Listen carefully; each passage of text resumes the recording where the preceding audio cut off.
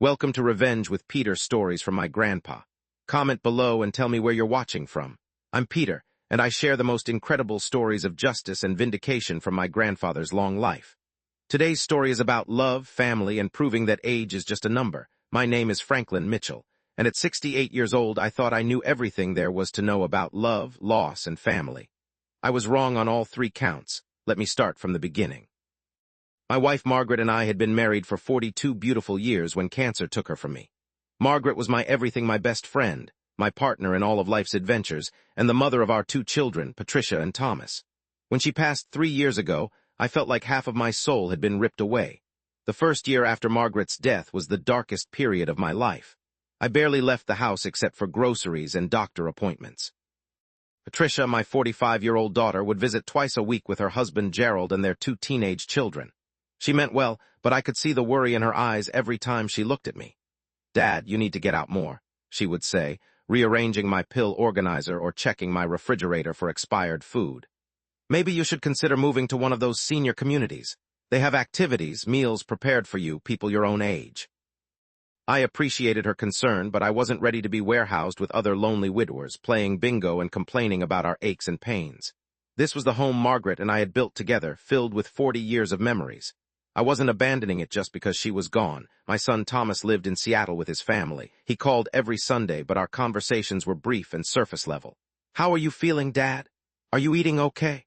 Maybe you should get a housekeeper." Both of my children seemed to view me as a fragile old man who needed constant supervision and protection. The turning point came on what would have been Margaret's 66th birthday. I was sitting in our bedroom, looking through old photo albums, when I came across a letter she had written to me during one of my business trips about 15 years earlier. In her beautiful handwriting, she had written, "Frank, promise me that if something ever happens to me first, you won't stop living. You have so much love left to give, and you deserve to be happy. Don't let grief rob you of the joy you bring to others." I must have read that letter a dozen times before I finally understood what Margaret was trying to tell me. I wasn't honoring her memory by becoming a hermit. I was dishonoring it. That evening, I did something I never thought I would do. I opened my laptop, the same one Thomas had given me 3 Christmases ago that I barely knew how to use, and I researched online dating websites for seniors. I'll admit the whole concept seemed foreign and slightly terrifying. In my day, you met people through mutual friends at church or at work. The idea of presenting yourself like a product in an online catalog felt unnatural. But Margaret had always encouraged me to try new things, so I took a deep breath and created a profile on a site called Silver Connections. Writing about myself was harder than I expected. How do you summarize 68 years of life in a few paragraphs? I kept it simple. Recently widowed, retired high school principal, enjoyed reading, gardening, and cooking. I mentioned that I was looking for companionship and genuine connection, not games or drama. I uploaded a recent photo that Patricia had taken of me at Thomas's last visit. I was smiling, wearing the blue sweater Margaret had bought me, and I looked well like myself, not trying to be younger or different than I was. For the first week, I just browsed other profiles, amazed by the variety of people my age who were also looking for companionship. There were widowed teachers, divorced businesswomen, never-married nurses, retired military officers. Each profile told a story of a life fully lived, with wisdom and experience to offer. Then I received a message from Eleanor Chamberlain. Eleanor was 62, a retired librarian from the next town over. She had been divorced for 10 years and had 2 grown children living in different states. Her profile photo showed an elegant woman with silver hair and kind eyes, wearing a simple pearl necklace. But it was her message that captured my attention. "Hello, Franklin," she had written. "I was drawn to your profile not because of your handsome smile, though that certainly didn't hurt, but because you mentioned cooking. I've been trying to perfect my late mother's recipe for chicken and dumplings for 20 years, and I suspect I need guidance from someone who actually knows what they're doing in a kitchen. Would you be interested in a coffee sometime to discuss the finer points of dumpling consistency? Best regards, Eleanor." I laughed out loud for the first time in months. Margaret had always teased me about my obsession with perfecting recipes, and here was a stranger who seemed to understand that food was about more than just sustenance. It was about care, tradition, and bringing people together. I wrote back immediately, suggesting we meet at Riverside Cafe, a quiet spot downtown that Margaret and I had frequented. Eleanor agreed, and we set a date for the following Saturday afternoon. I'll admit I was nervous. I hadn't been on a first date in over 40 years, and I wasn't sure I remembered how it worked. I changed clothes 3 times before settling on khakis, a button-down shirt, and the watch Margaret had given me for our 35th anniversary. Eleanor was already seated when I arrived, and she was even more lovely in person than in her photo. She had an intelligent face and a warm smile, and when she stood to greet me, she moved with the confidence of someone comfortable in her own skin. We talked for 3 hours, 3 hours that felt like 30 minutes. Eleanor was fascinating, well-read, well-traveled, and passionate about literature, gardening, and volunteer work at the local animal shelter. She asked thoughtful questions about my career and education, and listened intently when I talked about Margaret and our life together. What struck me most was that Eleanor didn't seem to view my age as a limitation or my widowed status as baggage. She saw me as a complete person with stories to tell and experiences to share. It had been a long time since anyone had looked at me that way. When we parted that afternoon, I felt something I hadn't experienced since Margaret's diagnosis. Hope. Eleanor had mentioned wanting to try the new Italian restaurant across town, and I found myself asking if she'd like to have dinner there the following weekend. She said yes. Our second date led to a third, then a fourth. We discovered we both loved classic movies, so we started having movie nights at her apartment. Eleanor had an incredible collection of films from the 1940s and 50s, and we would make popcorn and curl up on her couch like teenagers. I learned that Eleanor had been married to a man who was emotionally distant and controlling. She had spent 25 years trying to please someone who was never satisfied, and their divorce had been a relief rather than a tragedy. She valued her independence and had built a life she was proud of, traveling to Europe with her sister, taking art classes, learning French, volunteering at literacy programs. Eleanor brought out sides of myself I had forgotten existed. With Margaret, I had been a devoted husband and father, focused on providing and protecting. Eleanor encouraged the part of me that was curious, adventurous, and still learning. We took day trips to museums, tried restaurants we'd never been to, and had long discussions about books, politics, and philosophy. After 2 months of dating, I knew I was falling in love again. It felt different from my love for Margaret, not better or worse, just different. Margaret had been my first love, the mother of my children, my partner in building a life from scratch. Eleanor was my second chance at happiness, proof that the heart doesn't retire just because the body ages. I should have known Patricia would not approve. The first sign of trouble came when I casually mentioned having dinner plans during one of Patricia's weekly visits. She immediately wanted to know who I was having dinner with, where we were going, and how I had met this person. Her name is Eleanor, I said, trying to keep my tone casual. She's a lovely woman I met through a mutual interest in cooking. Patricia's eyes narrowed. Where exactly did you meet her, Dad? I hesitated, knowing what was coming. Online. There's a website for seniors who are looking to meet new people. The reaction was immediate and explosive. Patricia's face went white, then red. Online. Dad, do you have any idea how dangerous that is?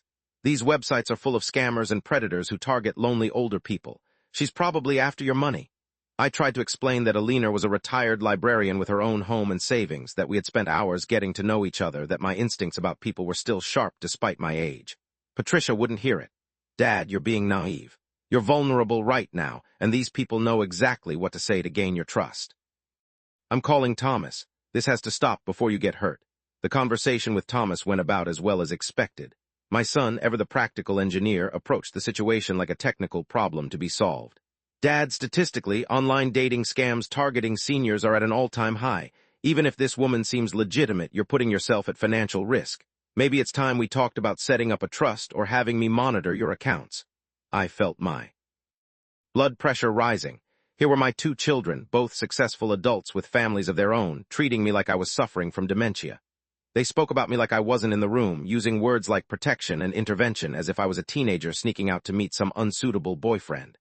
I appreciate your concern, I said firmly, but I'm 68 years old, not 8. I've been making my own decisions for 5 decades, and I'm not about to stop now. Eleanor is a wonderful woman, and I'm going to continue seeing her. Patricia's response was swift and painful. If you insist on continuing this relationship, then Gerald, and I think you should consider moving to assisted living. You're clearly not making sound decisions anymore, and we can't stand by and watch you be taken advantage of. Assisted living. They wanted to put me in a nursing home because I had the audacity to find companionship at my age. I felt a level of anger I hadn't experienced since my father died and left my mother to manage their affairs alone while her children fought over inheritance. But I also felt something else, determination. Margaret's letter had reminded me that I deserved happiness. and I wasn't going to let my well-meaning but misguided children rob me of it. I continued dating Eleanor, but I stopped mentioning her to Patricia and Thomas. When they asked about my social activities, I gave vague responses about keeping busy and getting out more. It felt dishonest, but their overreaction had forced my hand. Eleanor and I had been dating for 4 months when I realized I was in love with her. Not just fond of her or grateful for her companionship, but genuinely, deeply in love. She felt the same way. We talked about it one evening over dinner at her place, acknowledging that neither of us had expected to find love again at our age. "Frank," Eleanor said, taking my hand across her dining room table, "I know this might seem fast, but I'm 62 years old. I don't have time to waste on games or uncertainty. I love you, and I want to spend whatever time we have left making each other happy." I felt the same way. At our age, every day was precious. Why waste time on long courtships and social conventions designed for people with decades ahead of them? 6 months after our first coffee date, I asked Eleanor to marry me. I had planned to propose at the botanical gardens where we'd had one of our first long walks, but the moment felt right during a quiet evening at home. We were cooking dinner together. She was making her famous chicken and dumplings, which had indeed improved under my tutelage when I looked at her and realized I couldn't imagine my life without her. "Eleanor," I said, turning off the stove and taking her flour-covered hands in mine, "will you marry me?" She started crying and laughing at the same time. "Franklin Mitchell, I thought you'd never ask. Of course I'll marry you." We decided on a small ceremony at Eleanor's church, followed by a reception at the country club where she was a member. Nothing elaborate, just close friends, her children who were flying in from out of state, and my family, assuming they would accept my decision with grace. I was wrong about the grace part. When I called Patricia to share the happy news, the line went silent for a full 30 seconds. Then came the explosion. "Married." "Dad, you've lost your mind. You've known this woman for 6 months, and now you want to legally bind yourself to her. She's after your money, your house, your pension. Can't you see that?" I tried to explain that Eleanor had her own assets, that we had discussed finances openly, that we were both too old for games or deception. Patricia cut me off.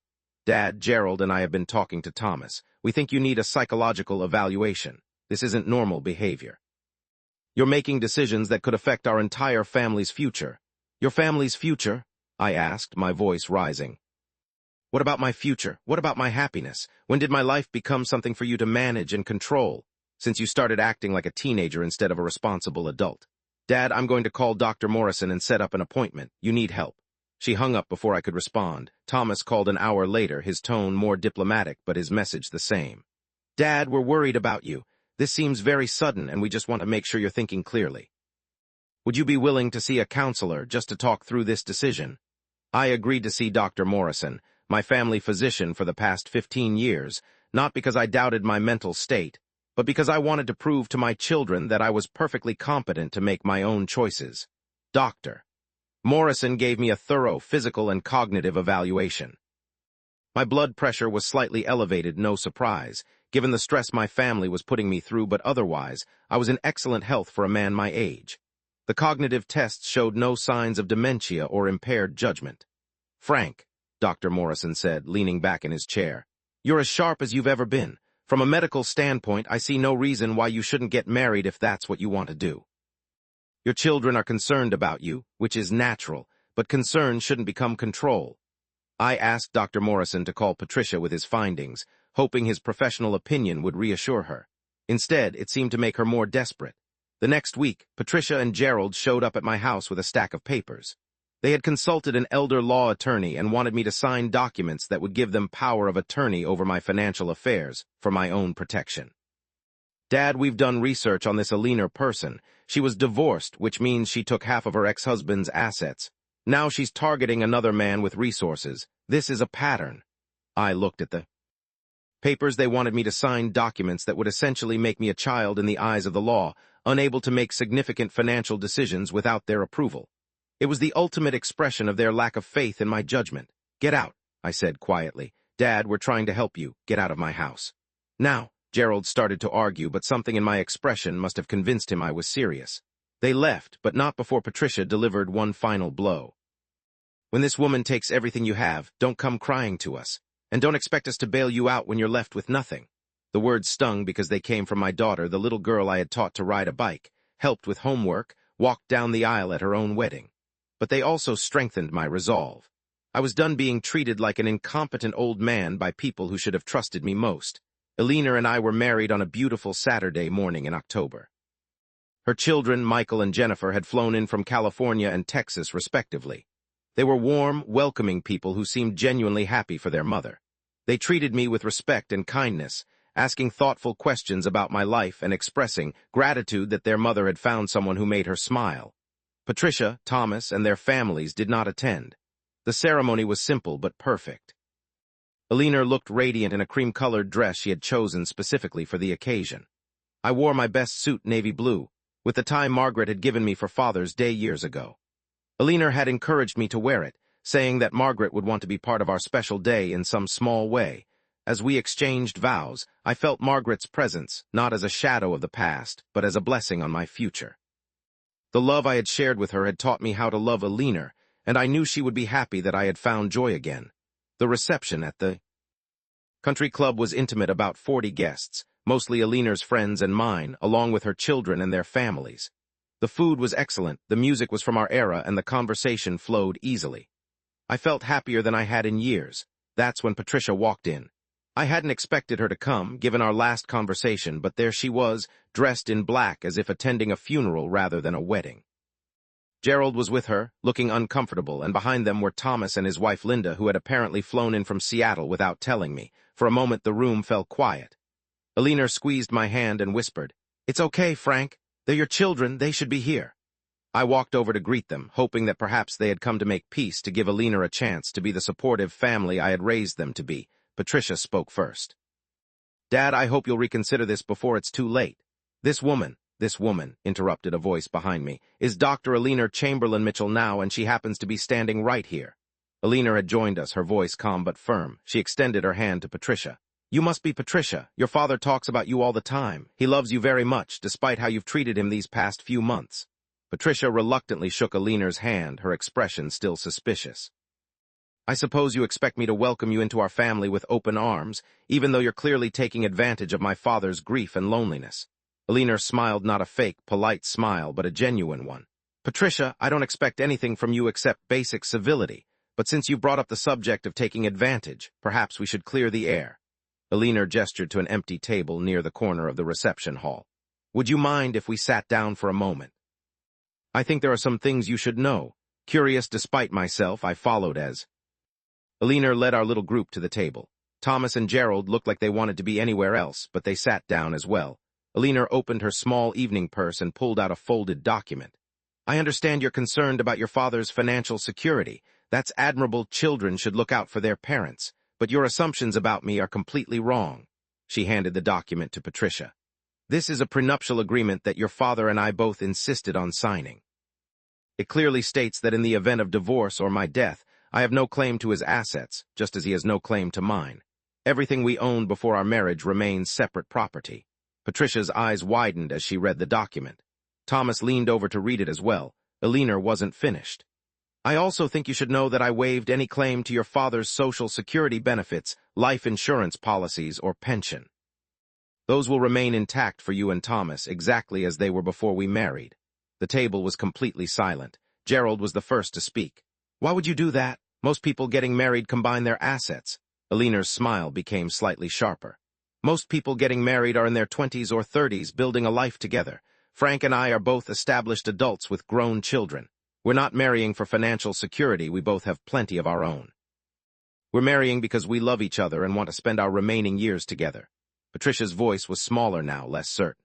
"You have your own money?" "Patricia," Eleanor said gently, "I retired as head librarian at the state university. I have a pension, a 401k, and a paid-off home that's worth considerably more than your father's. I also inherited a significant amount from my parents, who were quite successful in real estate. I'm not rich, but I'm certainly not poor." She pulled out another document. "This is a financial disclosure we both prepared for our attorneys. Frank's net worth and mine are actually quite similar. If anything, our marriage benefits him more than me, since my health insurance is better than his Medicare plan." Thomas was studying the papers with the attention he usually reserved for engineering blueprints. "Dad, why didn't you tell us about the prenup? Why didn't you explain that Eleanor was financially independent?" I felt a familiar surge of anger. "Because, son, I shouldn't have to justify my personal relationships to my adult children. Because at 68 years old, I earned the right to make my own decisions without having to prove myself to anyone. Because the woman I love shouldn't have to produce a financial statement to gain acceptance from my family. Patricia looked like she had been slapped. Dad, we were just trying to protect you. Protect me from what? From happiness, from companionship, from love. I kept my voice low, but every word was deliberate. You were so convinced that I was some doddering old fool who couldn't tell the difference between genuine affection and manipulation that you never bothered to actually get to know Eleanor. You made up your minds about her before you even met her. Eleanor placed her hand on my arm. Frank, they love you. They were scared. They were controlling, I corrected. There's a difference. Patricia's eyes were filled with tears now. Dad, I'm sorry, When Mom died, you were so lost. And then suddenly you were dating someone we'd never met, and it all seemed so fast. Fast compared to what? I asked. Patricia, your mother and I dated for 8 months before we got engaged. Eleanor and I dated for 6. The only difference is that I was 24 then and 68 now. Does reaching a certain age mean I'm no longer allowed to trust my own judgment? Thomas finally spoke up. Dad, we made assumptions. We were wrong. But you have to understand, there are a lot of scams targeting seniors these days. Thomas, I was a high school principal for 30 years. I dealt with manipulative teenagers, angry parents, and smooth-talking administrators every day. I think I can spot someone trying to take advantage of me. Eleanor squeezed my hand. Frank, I think your children have learned something important today. Maybe we can start over. She turned to Patricia.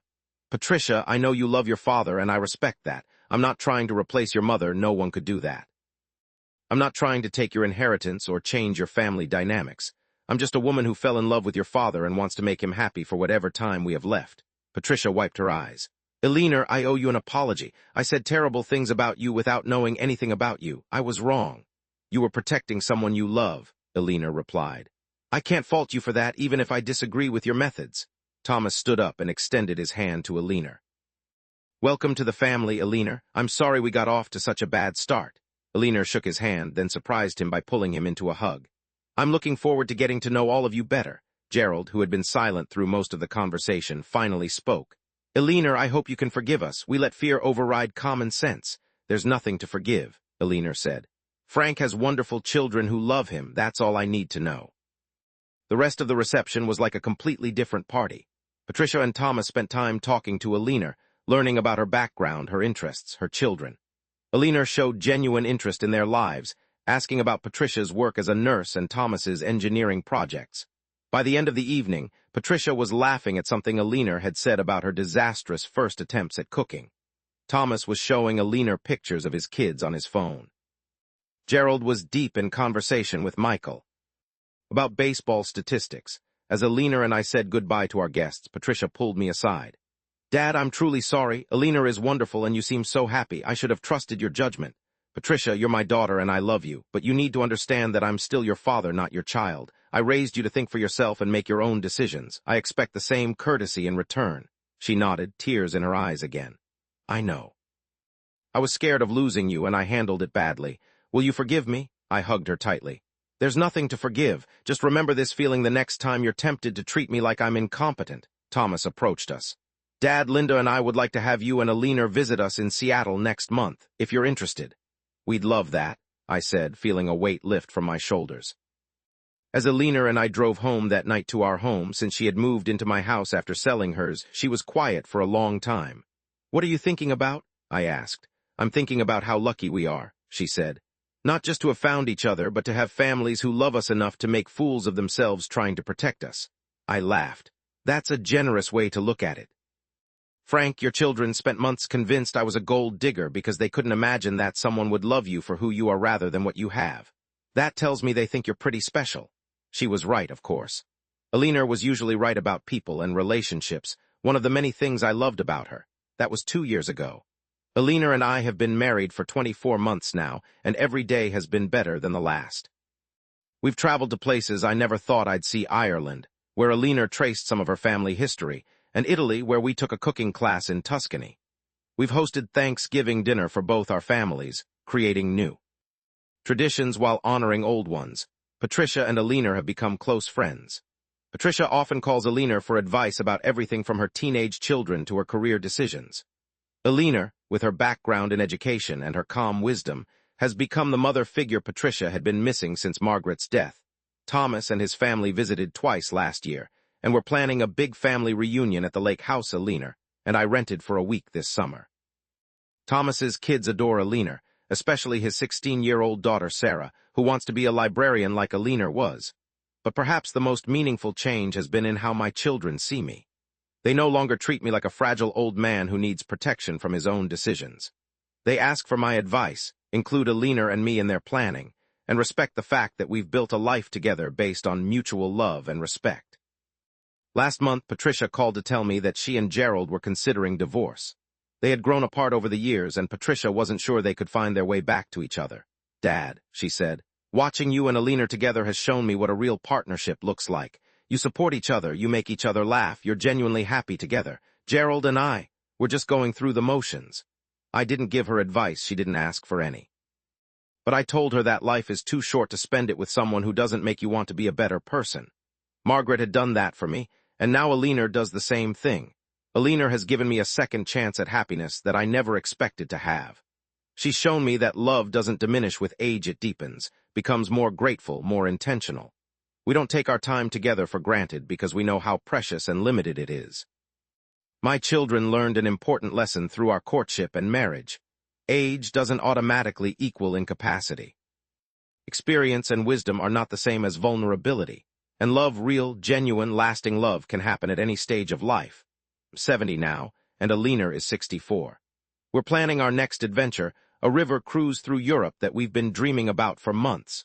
Patricia and Thomas are excited for us, asking to see our itinerary and recommending restaurants in the cities we'll visit. Sometimes I think about what might have happened if I had listened to my children's fears instead of Margaret's letter. I would have missed out on the greatest love story of the second half of my life. Eleanor would still be living alone, and both of us would be settling for loneliness instead of embracing the joy we found together. The lesson here isn't that adult children shouldn't look out for their aging parents. It's that protection should never become control, and love should never become condescension. Age brings wisdom, not just frailty. Experience teaches us to recognize genuine people and genuine emotions. When Patricia brought those power of attorney papers to my house, she thought she was saving me from a mistake. What she was actually trying to do was prevent me from living the rest of my life on my own terms. That's not protection, that's imprisonment. Eleanor didn't marry me for my money, my house, or my pension. She married me because I make her laugh, because I listen when she talks, because I encourage her dreams and support her independence. I married her for exactly the same reasons. At our age, we don't have time for games, pretense, or settling for less than we deserve. We know what real love looks like because we've lived long enough to tell the difference between genuine affection and manipulation. We've made enough mistakes to recognize when something is right. My advice to anyone facing family opposition to their late-in-life choices is this. Listen to the concerns, but don't let fear make your decisions for you. Your adult children love you. But they don't own you.